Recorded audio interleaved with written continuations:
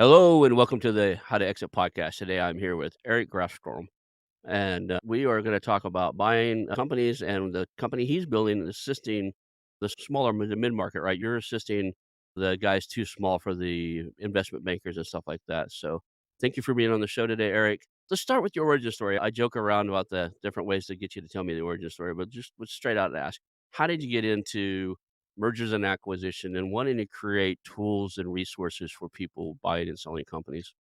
Yeah, it's an interesting story. So I've had a career that's probably a little different than some of the other guests that you've had on. I come from the internet space. I started it in the late 90s, well, mid 90s.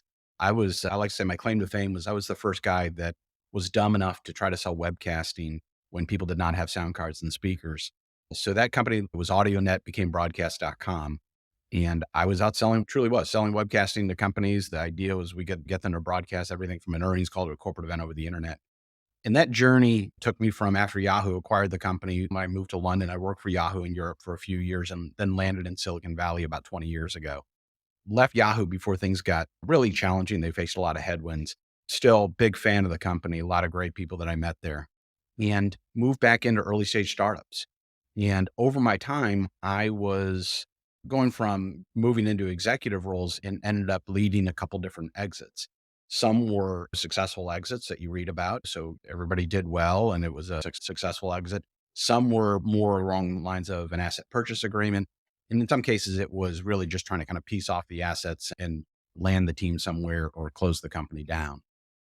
And what I learned from that was a lot of the mechanics, but in a less traditional sense. So we were talking about venture backed companies.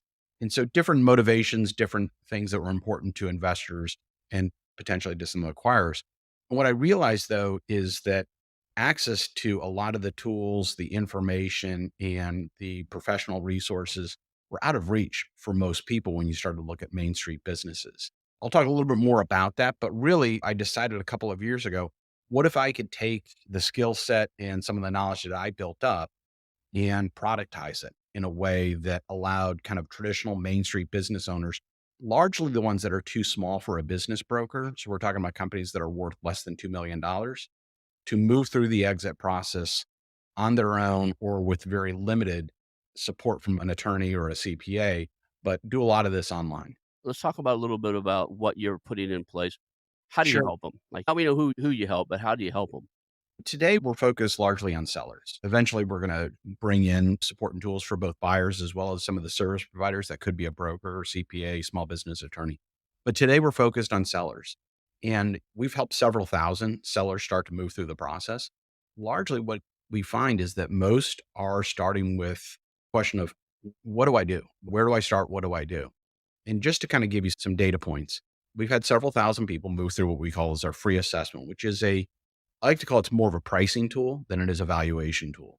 In our case, again, these are businesses that probably have revenue that's under $2 million. The business value is probably, say, maybe a few $100,000 to maybe a million to $1.5 million.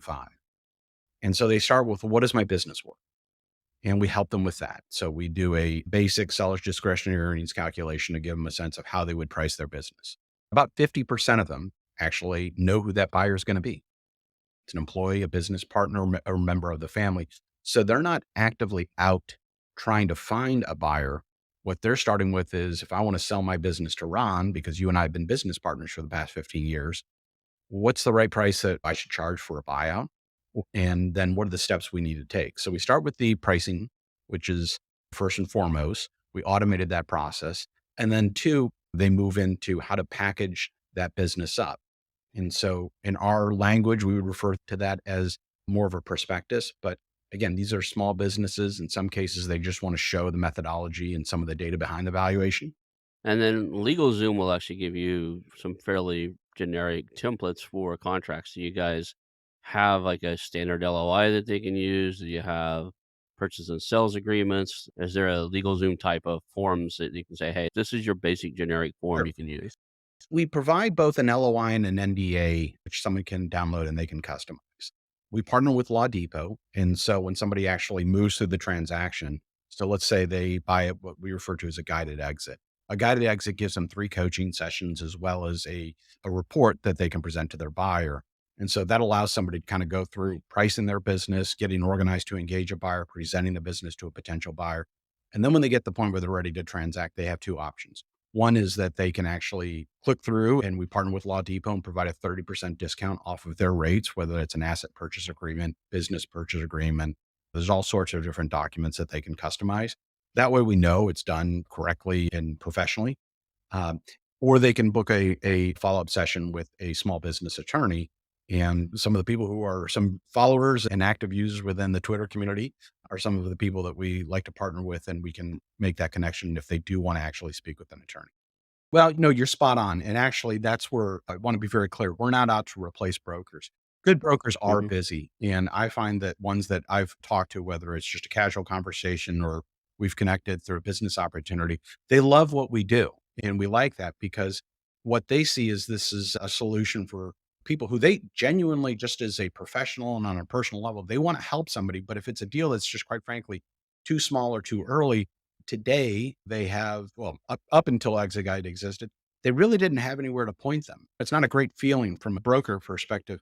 But if they see something that may be worth, again, 300, 400, $500,000 that they can't put the time and resources into, they now refer them over to ExitGuide. And conversely, we're going to see deals that are going to require a level of hand holding and professional insight and resources that our platform won't be able to meet the demand for. Complete. Well, I believe that there's, as with anything, there are a lot of good and great brokers that are out there, and then there are some that are not so good. I get asked about brokers. I get asked a lot about sites like Biz Buy Sell. And what I believe is they serve their value, but sometimes whether it's marketing or sometimes whether it's unrealistic expectations from a seller perspective, something gets lost.